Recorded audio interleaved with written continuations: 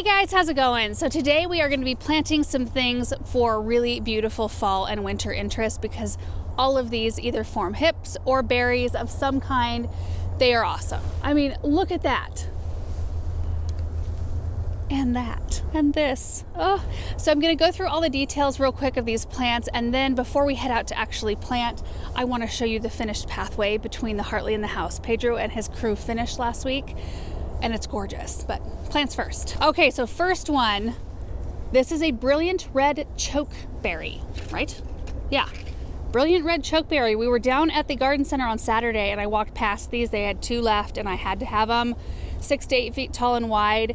These are edible for people too. I guess they're fairly bitter and tart when ripe, but you can use them in preserves. I think pretty much anything works as a preserve. Add some sugar and you got it made. But I really want these more for their berry interest. I'm excited to see how long they hold through the winter, or if the wildlife like to come and clean them up right away. I don't really care. I just think they're gorgeous. They get covered in white blooms in the spring, and then the leaves actually turn a bright red as well. So they are a 4-season plant. I think that's great. And I can't remember the zone, 4 through something, I think. 4 through 9. That really spans quite a distance. And I think some of the other chokeberries out there grow a bit bigger, so this one stays more on the compact side. Then we have an aronia. Look at that. First of all, it's starting to show some fall color there, but then look at these berries. They're gorgeous. So here's the tag right there. This one will grow about 14 inches tall, and then it spreads out 3 to 4 feet. And I really like these woody kind of ground cover shrubs, especially for the pond area, because I feel like they have such a woodland look. Especially this one that has some kind of a berry plant that's rooted in. There are some wicked thorns. I'm going to pull that out because I don't want berries running amok around the pond. But this one is a zone 3 through 9. It rarely needs anything. I mean, you don't even have to prune it. You just let it do its thing, and that's kind of what I'm looking for. Then we've got the Mahonia repens, and I'm not sure if I'm saying that name right. It's a creeping Mahonia or a creeping Oregon grape. So unlike the traditional Oregon grapes that get to be a big shrub, this one will grow, I think 18 to 24 inches tall and about 4 feet wide. And while it doesn't have berries on it right now, it will once it's, in the ground. I mean, this one's a little baby. Look at this. This is going to be a pleasure to plant. But yellow flowers in the late spring, and then they get clusters of blue berries. Their leaves kind of turn this fall color, but they are evergreen. So another nice low woody shrub. And this one is the same. A low woody shrub, beautiful pink berries. This is a type of coralberry called Hancock Chenault coralberry. Grows 2 feet tall and 10 feet wide. And it's supposed to help with erosion control, weed suppression. Our coralberries that we have out in the landscape already, the variety is Proudberry. They perform so well. All we have to do is cut them back once a year. That's it. And they just perform and get loaded up with these pink, beautiful berries. Now this one blooms in the summer, kind of light pink flowers. And if it performs like our Proudberries, they're fairly insignificant flowers. They're not super huge. It's the berries that we're after once they start to form up. Can you imagine 10 feet of that in your garden, just loaded up with the pink berries? And I love the dainty leaves as well. And then we have the second to last rose from Heirloom Roses that they sent out early this season that I want to get planted. This one's a Darlow's Enigma, and while it doesn't look like much now, it gets big, like 10 by 10, white flowers. It will have hips, so it will have that berry interest in the fall and winter. And I've been putting off planting that one because of its mature size. I mean, 10 by 10, that's significant. And I wanted to make sure that it was somewhere where it could just grow. It could do its thing. And I think the best place for that is going to be worked into the border that we're creating out on the new property. The very last rose I have from Heirloom that I need to find a spot for is the polka, which is a type of climbing rose. And again, that's a commitment because you have to have somewhere where it can climb. You have to have something for it to climb on. And I haven't just decided exactly where that is yet. Okay, let's go take a look at the pathway real quick, and then we'll head out and plant. And you guys, this pathway is so good. Oh, I love it so much, you guys. It has the perfect curve. I love it so much. They did a beautiful job. And just watching how they piece these pathways together, I mean, I've talked about it before, but they're definitely very good at what they do, and they're artists. I mean, they really take the time and make sure that all of them fit nicely, that all of the curves on the outer part look really good. They have us come look at it a a lot. Like, do you like how we're doing it here? Do we need to shift things? And then once they got the stones set, before they did the sand, they let them sit for, I think it was, I had a full day between when they were done and when they were going to sand it in. And they do that so that we can live with it for a full day and we can make adjustments if we need to. And they're the type of people who don't make you feel like, we've got to shift things again. They like truly want you to love it, which is great. And then when they do the sand, they do it in thirds. So they brush very carefully, sand between all the stones, and then they wet it down, settle it all in, and then they do that 2 more times so that we don't deal with sand settling and little gaps forming in the sand. It's just a really precise, wonderful job. And the thing I really love about it too is that like this area is not going to be balanced. It's not going to be very formal. So it'll be a really beautiful contrast to what just lies beyond it. Okay, so let's walk this. They always like to start it with some great big stones, and then they do intersperse big ones throughout. It kind of ties in. And, clearly we have some work to do. There's Benjamin's sweater right there, just in case. And then there's mounds of dirt. We need to smooth all this out, and then we'll be putting compost in as a top dress. And that will be beautiful because that will really make this pop, because a lot of our soil, it dries white, so it kind of steals focus a little bit. Look at how beautiful. You can see the colors a little bit better in the shade. And right here too, I know it does not look centered because one, the window's off, but also the flower bed's very different on either side. It is centered between the 2 beams here. We'll just need to plant both sides so that it looks a little bit more balanced right there so that it doesn't look as off. It's hard to make everything match right here when the window doesn't exactly line up. And then here's a look from the house back to the Hartley. We are also going to be doing, the pathway to the fireplace and the pathway over to that garden through the boxwood opening there. So we'll be able to refine the grass edge. I think it might even diminish a little bit more than it is now. It'll be a little smaller because I think we'll do the pathway and then everything on this side of it will be flower bed. And we'll smooth that corner as well. And all of that will be flower bed. Anyway, that is the pathway. I could not be happier with it. Love it so much. And now we're gonna go plant. I think we're going to start at the pond area. P.S. Quick thank you to Kathy for sending out this kneeling pad. Do you guys remember? I used to have one like this, and it's been my favorite one that I ever had. And it flew out the back of our truck years ago, and I have never been able to locate another one. Kathy had an extra. I couldn't believe it when we opened up that box. So fun. Okay, a little quick look over here. We just recently planted the cotoneasters, which are another short, 6 to 12 inch tall, 3 to 4 foot wide woody shrub. One on that side as well. This area is just magic in the morning and at night. All day long, it's magic. I love it. See the fish.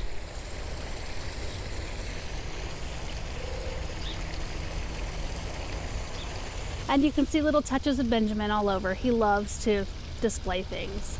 Decorate. So backing up a little bit, I do think I want some more evergreen interest right in here. So I might leave that space open. But I want to check out the other side. There's lots of space. We are going to be putting more boulders in though too, so we need to keep that in mind.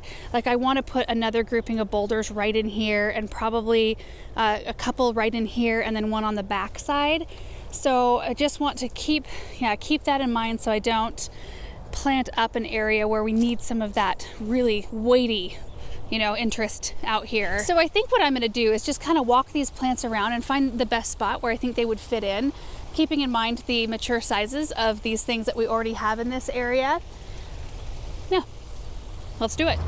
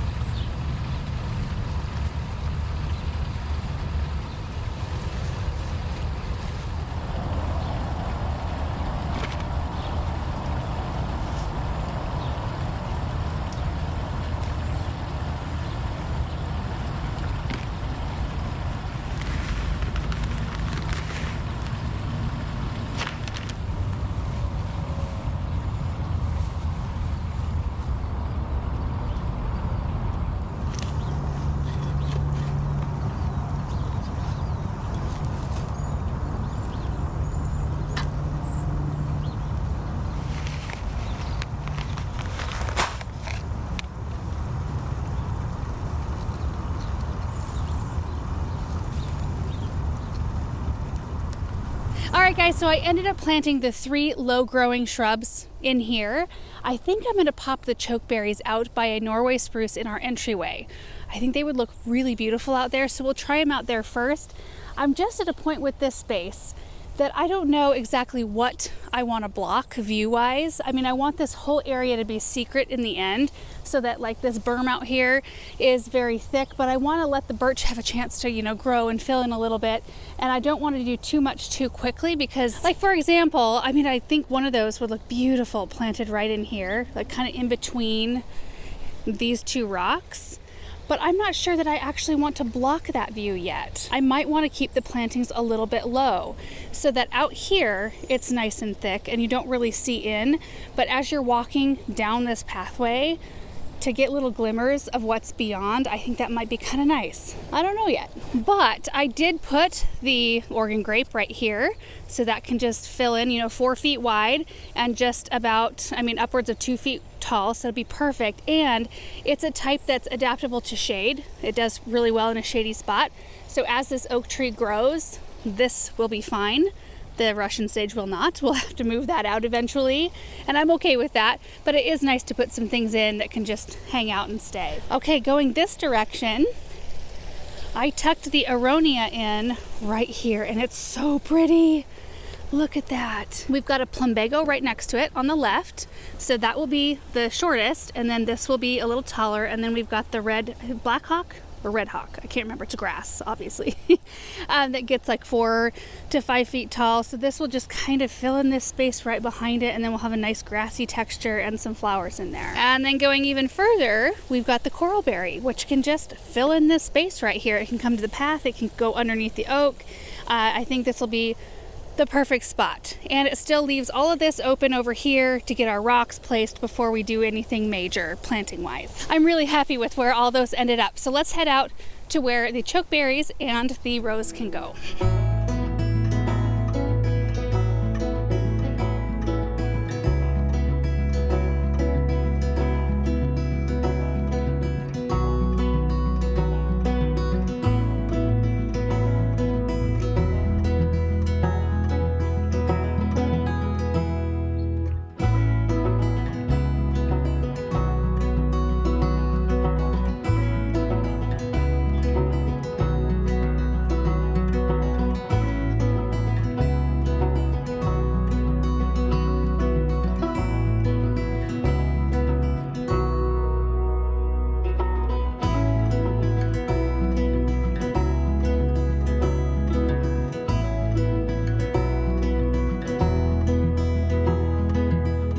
Chokeberries are in. Here is one of them. I think this is going to be so pretty right here.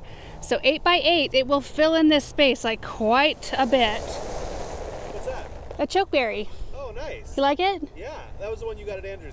Isn't it pretty? Yeah, I like it. The other one is on the other side. We're gonna go look at that one next. Nice. Yeah. Cool. What do you think about, I've got some barberries, and I was just going to mention that I need some red foliage in here as well as some blue. I could do red barberries around the base. Would that be too formal? Maybe too formal? No. Possibly. I like barberries. I used to not like them, but I like them now. Well, out here they could just kind of do their thing. Yeah.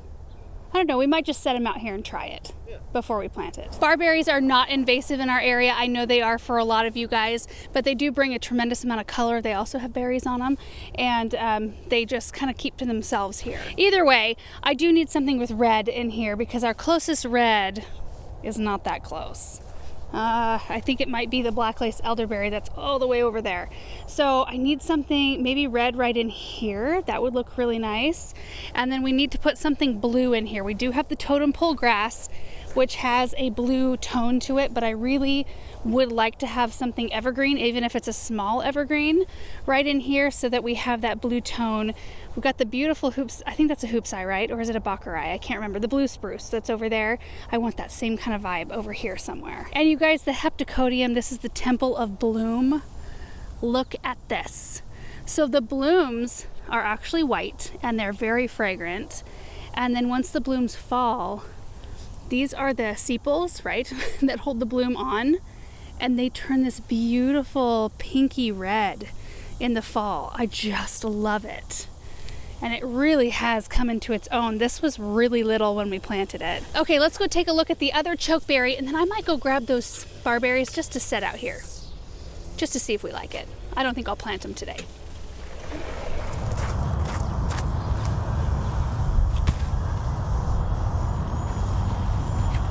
You know, I kind of love them right here because they only get 3 to 4 feet tall and wide. These are the Sunjoy Tangelo barberries.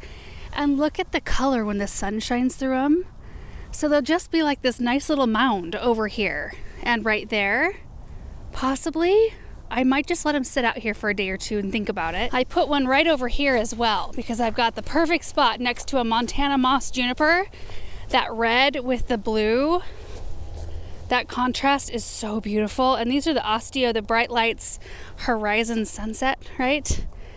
They've really filled in. These are an annual, which is a shame. I wish they were a perennial. They are so pretty. But I think that that would look really nice right there. Really nice. We do not want to get too ahead of ourselves though.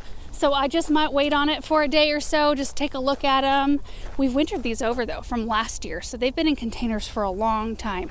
They could probably benefit from being popped out and put in the ground. And here's the other chokeberry, just in between the Bonnie Blue Blue Spruce and the Norway. There is a little willow in the back shrub, and then the Miss Ruby Buddleia.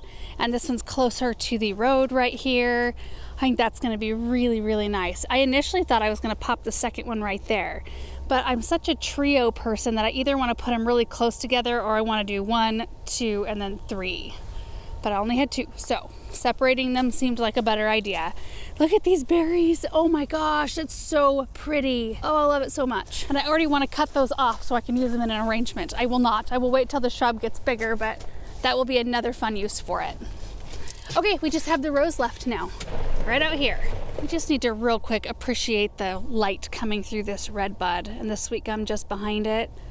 Oh my gosh, it's just so pretty. I love it so much. And I'm thinking the rose we could just pop in maybe close to where that pine is over there. I don't know, it could pretty much go anywhere out here. Yeah, I think that's good. Now here's the question. Do I plant it high?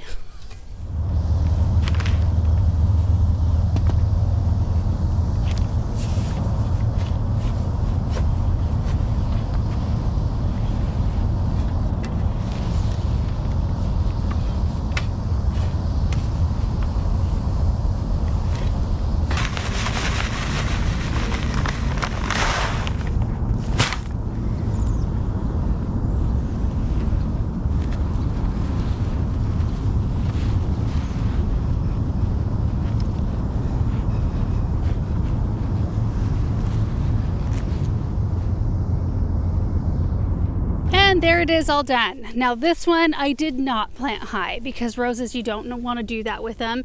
In fact, I usually bury them a little bit lower just so that the crown is just barely under the soil. It kind of helps them for winter protection, protects them against the cold, and helps them to not rock. And they can root in really nicely. So I think this will be a really sweet rose to have back in here. And you guys, other than getting those barberries in the ground, which I'm gonna wait on, I think that's it for planting today. I just wanted to show you guys some not new, but just different options for plants that would bring some fall and winter interest into your landscape in the way of berries. Because all winter interest doesn't have to be evergreen. It can be berries or really pretty branch color or branch structure. It's fun to have all of those different elements in the garden to look at. And it's still a beautiful time of year to plant. In fact, we keep planting until we can't dig holes anymore. So like I said, today is supposed to be 81. In fact, I'm gonna take this vest off because it's getting really hot. I'm getting really hot. It's heating up decently fast, but we are heading into the 10-day, which is like mid to high 60s, which is also really welcome. I'm excited for that, and we're getting closer to bulb planting too. It's just been too warm to get our bulbs in the ground, so that will happen maybe toward the end of this month. Anyway, I hope you guys enjoyed seeing those plants go in the ground, and we will see you in the next video. Bye.